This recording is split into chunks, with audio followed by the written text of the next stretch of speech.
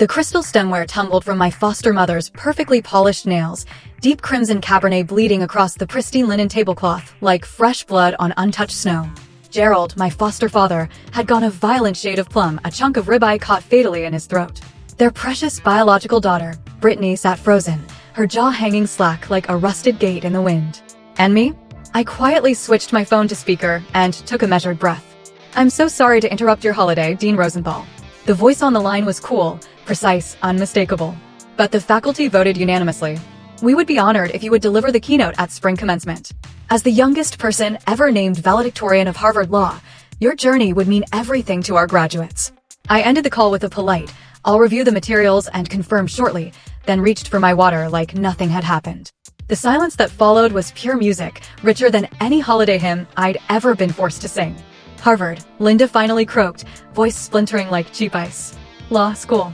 I gave a small hum of agreement and sliced into my now lukewarm turkey. "I finish in May." Then I smiled.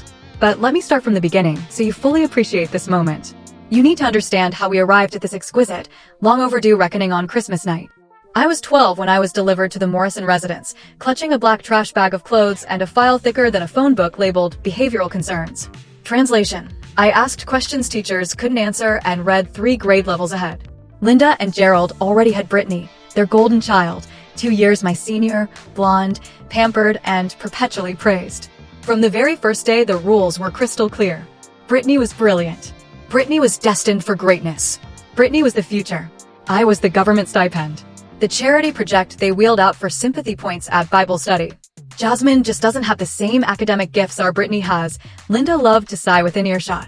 But that's perfectly fine. Not everyone is meant for university. She's good with her hands. Those hands scrubbed their toilets, folded their laundry, and cooked their dinners while Brittany got private tutors for her C's and D's.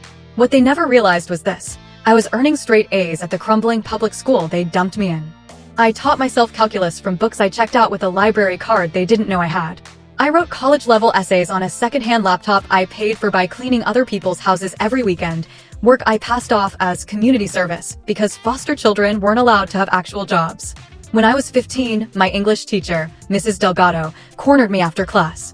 "Jasmine, have you ever thought about applying to university?" I gave her the scripted answer I'd memorized. The Morrisons say college isn't for everyone. She looked at me for a long, quiet moment and said, "Then the Morrisons are idiots."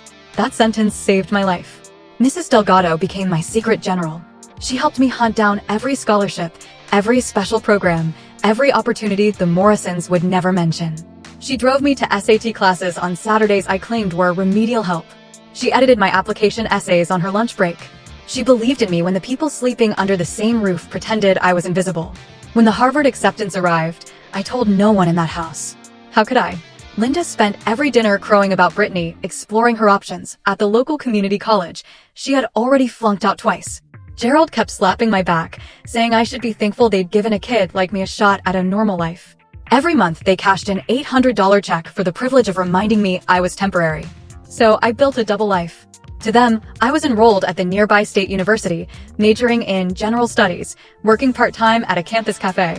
In reality, I was at Harvard College on a full-ride scholarship, double majoring in government and economics, carrying a 4.0 while working as a paid research assistant to a world-famous professor. The logistics were brutal. I left the house at 5:30 a.m. for my barista shift, took 3 buses to Cambridge, changed out of my thrift store clothes, and into the preppy wardrobe I kept locked in a storage unit near Harvard Square.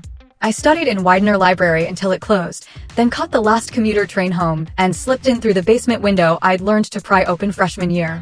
For 8 straight years, I lived that way. 8 years of Linda offering to help me fill out financial aid forms for community college. 8 years of Brittany sneering that I was too slow to even wait tables properly while I came home smelling like lab chemicals from advanced biochemistry. 8 years of Gerald reminding me to save money because higher education really isn't in the cards for you, kid. I graduated summa cum laude from Harvard College. They never knew. I got into Harvard Law with another full scholarship. They never knew. For 3 more years, I perfected the lie, watching them spend the last of the foster care checks while I served as editor-in-chief of the Harvard Law Review and clerked for a federal circuit judge. Which brings us back to tonight, Christmas dinner, my final semester. "But you're at state," Gerald wheezed, finally dislodging the meat. "Majoring in, what did you say?" "General stuff." I set my fork down gently. I lied. The single sentence landed like a grenade. You lied, Linda echoed, voice climbing 3 octaves. We took you in. We raised you. We gave you a family, you gave me a room and daily reminders I would never be a real daughter, I corrected, calm as winter air. The Commonwealth of Massachusetts gave you roughly $67,000 over 7 years to do it. Brittany tried to jump in, face red and blotchy. How dare, I wasn't finished. Harvard College, summa cum laude, full scholarship. Harvard Law School, #1 in my class, full scholarship. I've already signed with Wachtell Lipton, starting salary $225,000 plus bonus. Oh, and the Kaplan Fellowship wants to fully fund my SJD. They loved my thesis on systemic sabotage of foster youth education. I slid my phone across the table so they could see the signed offer letter. The silence was so complete I could hear the grandfather clock ticking in the hallway. Then Brittany, sweet predictable Brittany, spat. This is fake. You're making it up for attention. There's no way someone like you is someone like me. My smile could have cut glass. A foster kid who watched you open hundreds of presents while I got a 3-pack of socks from the dollar store? Someone who ate cold leftovers in the kitchen while you had third helpings? Someone who wrote every single one of your high school papers junior year because Linda threatened to send me back into the system if your GPA dropped again. Linda went the color of spoiled milk. I stood, smoothing my dress, the one they'd never seen, midnight silk, designer, bought with my own signing bonus. One last thing before I go. I placed a thick cream envelope on the table beside Linda's broken wine glass. What is that? She whispered. An invoice, I said pleasantly. 7 years of unpaid domestic labor, cooking, cleaning, laundry, tutoring Brittany, keeping this house spotless while you vacationed in Aruba without me.